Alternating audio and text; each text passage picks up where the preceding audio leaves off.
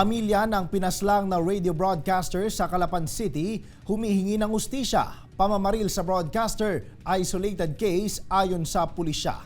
Tutukan sa report ni Paul Hernandez ng GMA Regional TV Balitang Southern Tagalog.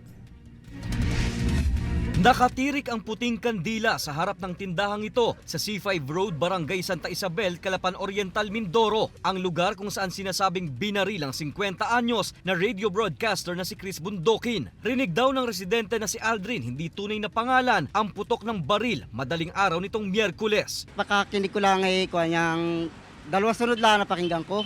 Parang paputok din lang naman ay ordinary paputok. Pak, gayon. Bukod sa pagiging black timer sa isang radio station, may negosyo rin na dressed chicken ng biktima. Gumugulong na ang malalimang investigasyon ng binuong Special Investigation Task Group. Susuriin na rin daw ang cellphone ng biktima para malaman ang mga nakapalitan ng mensahe nito bago pa ang sinapit ni Bundokin. Iniimbestigahan natin pati yung mga family kung alam natin, in-interview natin kung siya ay mayroong mga previous na sa kanyang buhay. We have persons of interest, sir. Tinitingnan namin kung if the pieces of evidence and the other statements of the witnesses will give us this person of interest kung it will warrant. Humiling ng privacy ang pamilya sa gitna ng pagluluksa sa pagkawala ng padre de pamilya. Ayon sa Police Provincial Office o PPO Oriental Mindoro, taong 2014 huling may naiulat na napaslang na miyembro ng media sa probinsya. Itinuturing nilang isolated case ang nangyari kay Bundokin. It could be possible na